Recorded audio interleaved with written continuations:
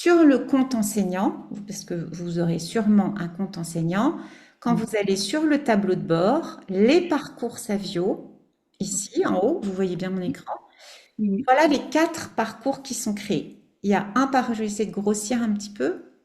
Il y a un parcours découverte qui couvre les champs lexicaux les plus simples. Donc la plage, la campagne, la ville, la forêt, la montagne, toujours thématique, toujours sur le même concept euh, de 6 étapes thématiques. Voilà.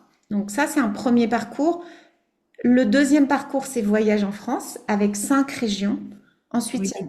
Comprendre la planète, qui est inspiré des objectifs de développement durable de l'ONU, avec le développement des villes, le réchauffement climatique, la biodiversité, les forêts, poumons de la planète et l'eau, ressources rares.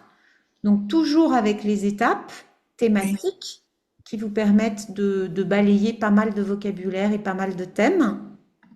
Très bien, oui. Et le dernier, c'est la francophonie. Donc là, Ah, on élargit encore un petit peu l'approche et ils vont se promener dans les pays de la francophonie. ok.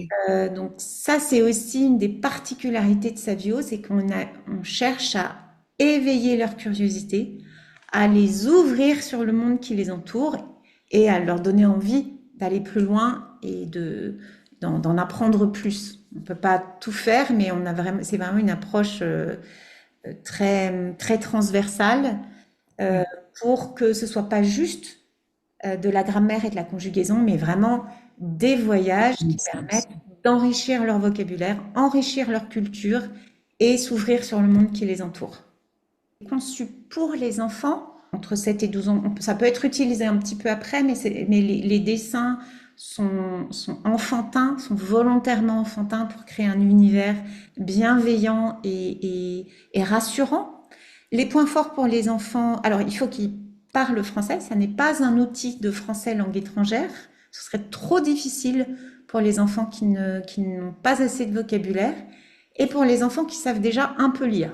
Alors pourquoi un peu lire? C'est déchiffrer, il y a beaucoup d'enregistrements audio pour les guider, pour lire les instructions, mais c'est quand même mieux qu'ils soient capables de lire pour être en autonomie. Et les points forts pour les enfants en milieu plurilingue, donc des milliers d'enregistrements audio et les parcours sur les régions françaises et sur la francophonie. Donc, ce que je vous ai dit, au cours de son parcours, l'enfant va acquérir des clés de lecture en français, donc la révision des sons complexes, découvrir des auteurs de la langue française. Il y a des extraits de lecture sur des supports très variés, des extraits de romans, de pièces de théâtre, des poèmes, des recettes, des fiches descriptives, et puis des exercices pour vérifier la compréhension et aussi des conseils pour leur apprendre à rechercher les informations dans un texte. Ils vont également travailler, c'est le point en bas à gauche, les matières de l'étude de la langue, donc la grammaire, l'orthographe et la conjugaison, et puis une grosse partie sur l'enrichissement du vocabulaire. Je vous l'ai dit aussi, Savio est conçu pour un apprentissage ou des révisions en autonomie, donc l'enfant peut l'utiliser sur un ordinateur ou sur une tablette avec juste son identifiant et un mot de passe. Un identifiant, ça n'est pas une adresse mail, c'est un nom de jeu. Donc, quand vous allez créer les comptes, souvent vous allez le faire par l'import de liste. Donc, c'est la plateforme qui va générer automatiquement un nom de jeu, pour que vous n'ayez pas besoin de réfléchir à tous les noms de jeu possibles.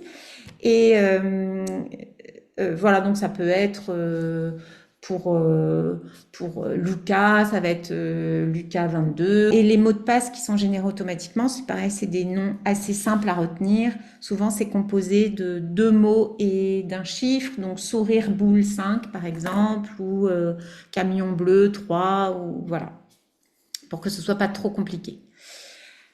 Je vous ai présenté, donc c'est une présentation illustrée et simple à suivre pour l'enfant avec un personnage. Les thèmes des parcours, nous les avons vus. La présentation fractionnée et progressive. Alterner également, c'est-à-dire qu'un enfant va pas faire 1 heure de grammaire, il va faire un défi orthographe, puis un défi grammaire, un défi conjugaison. Ça va être une alternance et très progressif de toute façon. Et les aides pour favoriser l'apprentissage en autonomie, donc les enregistrements audio, la définition des mots difficiles, les corrections expliquées en temps réel, ça c'est très puissant dans l'apprentissage, c'est-à-dire que euh, l'enfant va tout de suite regarder pourquoi est-ce qu'il n'a pas eu les points et on remet souvent une explication ou une partie de la leçon parce qu'on sait que les enfants, quand ils vont voir la leçon, vont peut-être passer un peu vite. En revanche, quand ils n'auront pas eu les points, ils vont vraiment être plus attentifs à l'explication qui est donnée. Les points et les pièces qui vont gagner, et puis toujours un bouton je ne sais pas pour éviter les situations de blocage. Vous allez me dire oui, alors est-ce que ça va pas faire trop d'écran pour les enfants? Donc Savio s'engage dans un usage raisonné des écrans, c'est donc d'abord c'est un usage actif et éducatif. L'enfant doit être actif pour avancer dans son parcours, il ne peut pas juste rester et regarder des choses qui défilent à l'écran. Il y a une fonction limite de temps que vous pouvez choisir pour chaque élève depuis votre compte enseignant. Pas de boucle de réengagement, c'est-à-dire que si l'enfant ne joue pas, il ne se passe rien.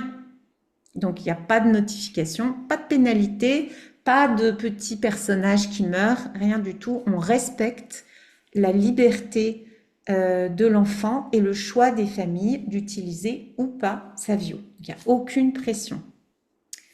Sur le contenu pédagogique, chaque parcours... Oui. Excusez-moi, j'aurais aussi une question par rapport à la fonction limite de temps. Est-ce que les parents eux-mêmes peuvent déterminer cette fonction, cette limite? Non.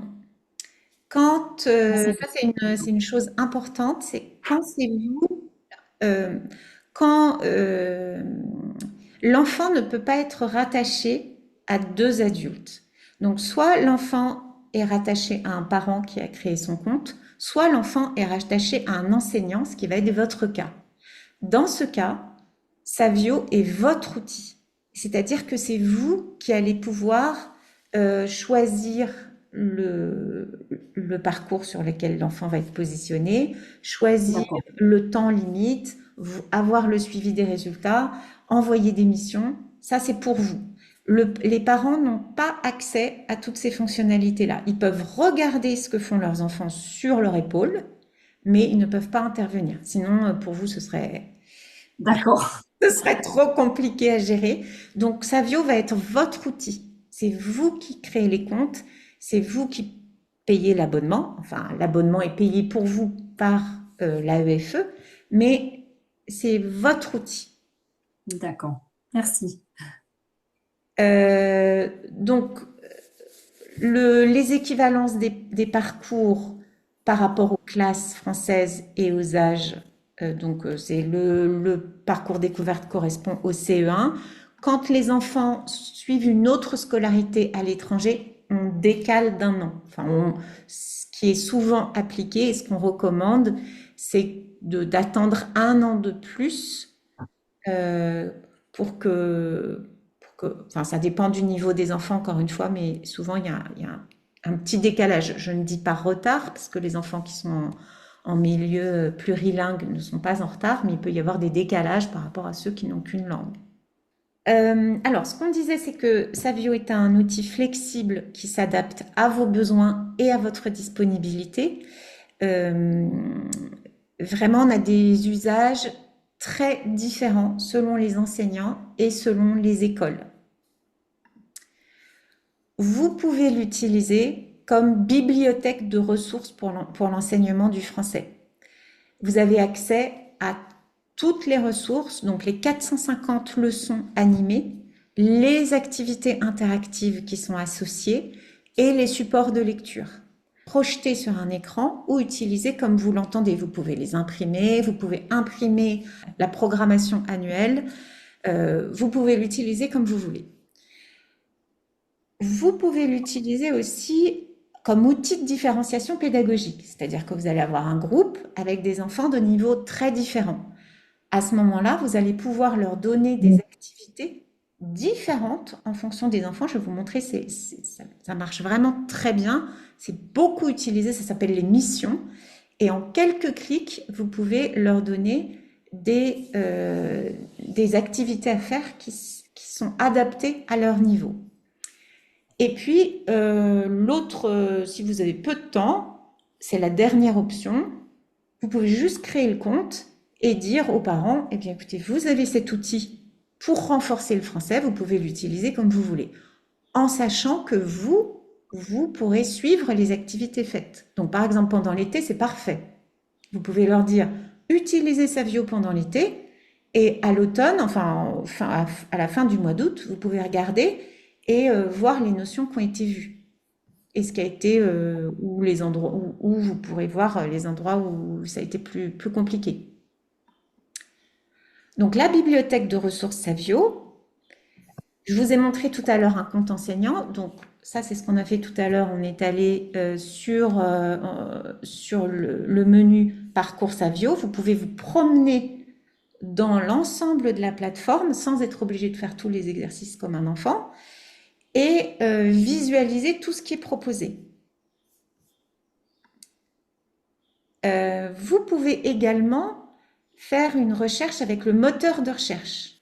Là, vous allez avoir un moteur de recherche intégré qui vous permet de chercher les ressources dans l'ensemble de la plateforme en choisissant le niveau, la matière et ou les différents exercices. Si par exemple vous cherchez des dictées, vous allez mettre dictée de niveau CM2 6e, vous aurez toute la liste des dictées qui va s'afficher avec un aperçu au bout de la ligne.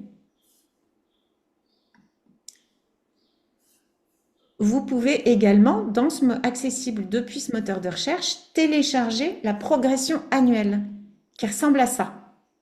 Donc ça, c'est un tableau, c'est même un tableur que vous pouvez modifier, utiliser comme vous l'entendez, qui vous indique toutes les notions travaillées, toutes les compétences travaillées, les types d'exercices et toujours le lien qui vous permet de vous connecter directement à l'exercice. Si votre compte, si vous êtes connecté à votre compte, vous cliquez et ça vous envoie directement sur l'exercice. Comme ça, vous avez un aperçu. L'outil de différenciation pédagogique, ça s'appelle les missions. Alors, il y a d'abord quel parcours choisir. Donc ça, c'était votre question tout à l'heure. Nous proposons un test de niveau qui est intégré. Ce test de niveau, vous pouvez y accéder de deux façons, soit sur le site Savio, il y a les parcours Savio, le test de niveau, avec une petite description de ce test, qui est un test donc conçu pour des enfants, avec des paliers de difficultés successives, qui s'arrêtent. C'est-à-dire qu'un enfant qui va avoir un niveau de débutant ne va pas faire toutes les questions. Il va s'arrêter au début et puis ça va le positionner directement sur le bon parcours.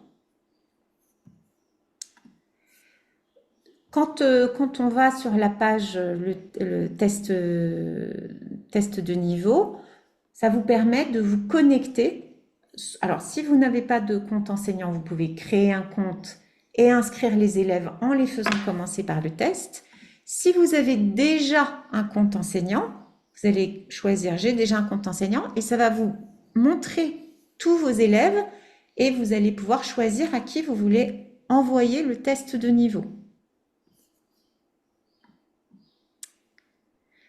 Donc ça, c'était le test de niveau, c'était ça permet déjà un premier outil d'aide quand vous avez un groupe très hétérogène. Vous pouvez les positionner sur des parcours différents, puisque de toute façon, c'est des voyages. La classe française n'est pas indiquée, donc pour les enfants, finalement, qu'ils ne soient pas sur le même voyage, c'est pas très grave. Euh, donc, il y a différentes, différentes pratiques. Il y a des enseignants qui font ça, qui mettent des enfants d'un groupe sur des parcours différents.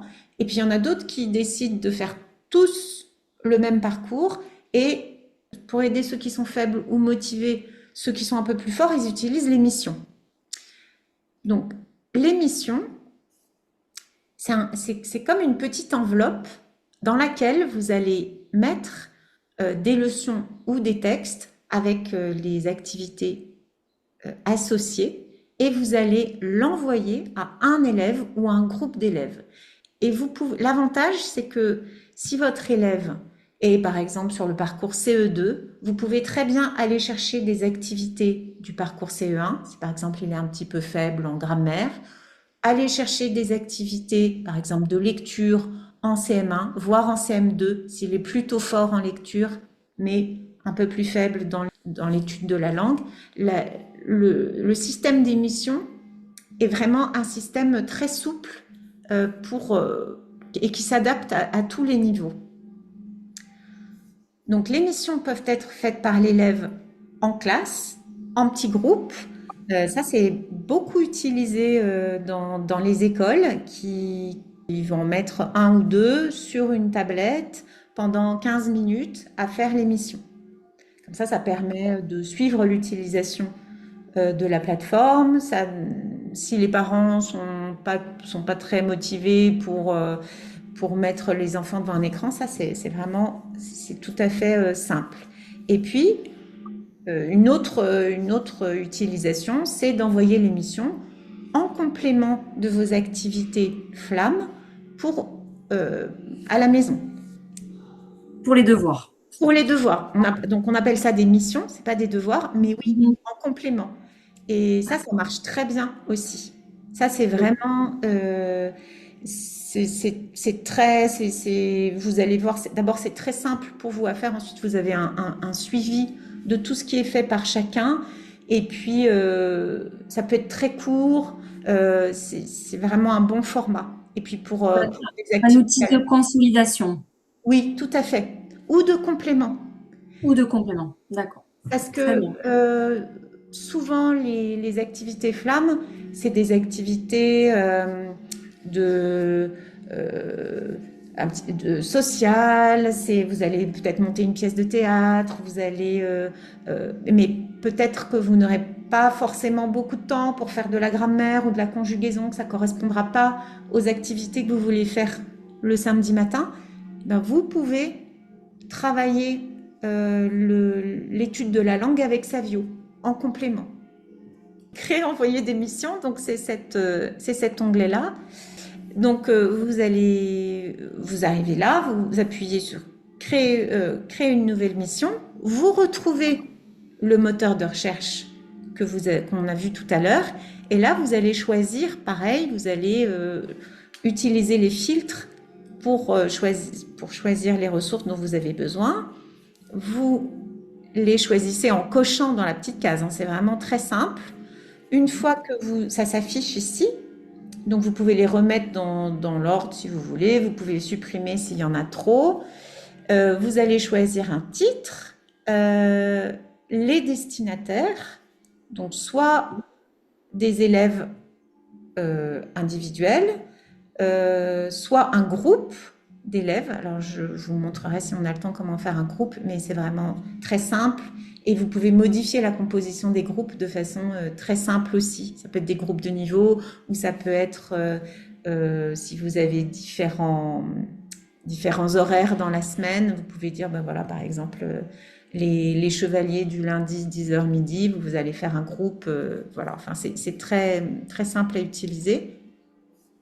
Quand vous envoyez la mission, voilà ce qui se passe. La mission est envoyée aux parents qui reçoit un mail qui peut être envoyé en français ou en anglais pour l'informer que vous avez préparé une activité de français pour son enfant à faire sur Savio.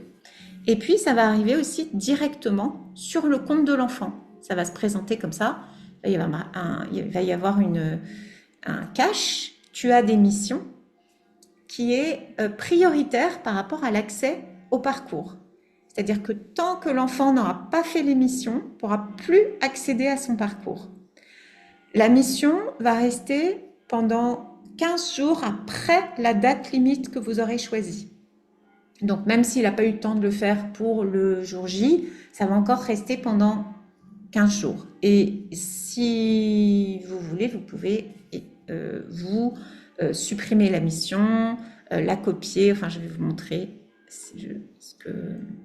Je vous montrerai après. On ira, si vous voulez, sur la page enseignant des missions. On fera des petits exercices si vous voulez.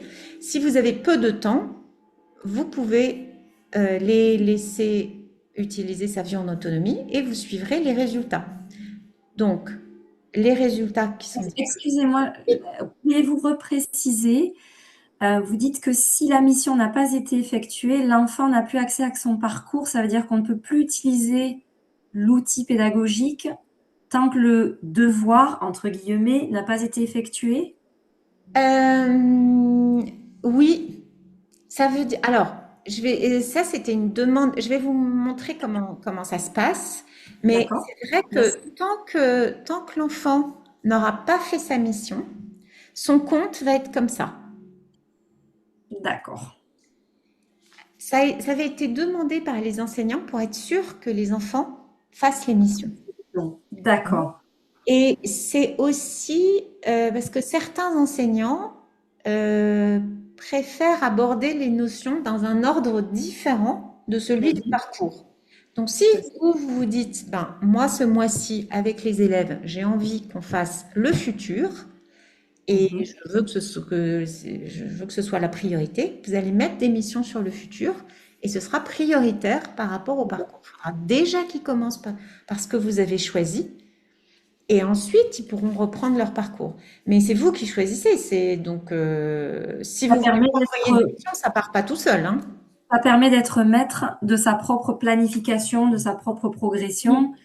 Et c'est vrai que l'équipe des petites enseignantes de la French School d'Aberdeen ont commencé déjà à planifier, chacune à leur niveau, assez précisément. Donc, c'est vrai que du coup, je pense que les missions seront beaucoup plus adaptées à ce qu'on a envie de mettre en place. Oui, Très oui, bien.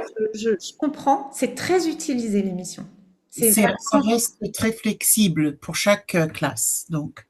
Oui, c'est-à-dire que si vous avez des enseignantes qui sont très investies, qui vont aller choisir des missions sur la plateforme, c'est très intuitif, ça prend pas beaucoup de temps, mais on sait qu'il y a des enseignants qui sont qui vont dire, écoutez, moi, une application en plus, j'ai pas le temps, désolé, pas grave. À ce moment-là, les enfants ont quand même leur parcours, ils peuvent l'utiliser en complément. Et finalement, c'est un ordre de révision qui est peut-être un peu différent de celui de l'enseignante, mais c'est parfait. C'est presque mieux. C'est aléatoire. Enfin, c'est une autre progression qui est proposée, qui a été conçue par des enseignantes. Ça marche aussi très bien.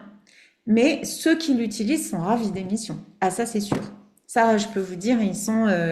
une fois qu'ils ont pris l'habitude, ils mettent en complément de ce qu'ils prévoient de faire en classe. Ils prévoient des missions en plus à la maison. Surtout que je vais vous montrer, vous pouvez très bien programmer les missions à l'avance. C'est-à-dire que là, on est en juin. Si vous voulez déjà maintenant programmer des missions qui seront envoyées le 5 septembre, le 12 septembre, vous pouvez le faire.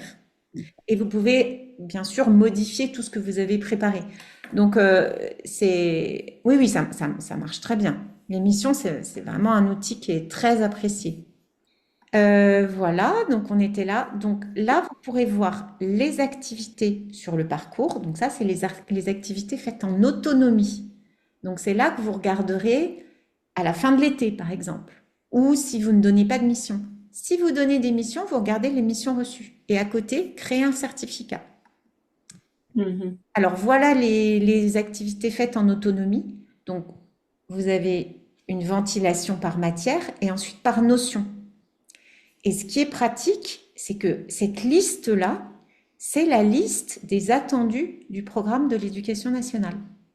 Donc ça vous permet, même si vous n'êtes pas tenu de suivre le programme de l'éducation nationale, ça vous donne quand même une idée Et vous pouvez aussi communiquer aux parents par rapport à ça. Vous pouvez leur dire, nous, on a vu toutes les notions qui sont vues aussi dans les écoles françaises en même temps. Vous avez donc ici les résultats et vous pouvez renvoyer la mission et imprimer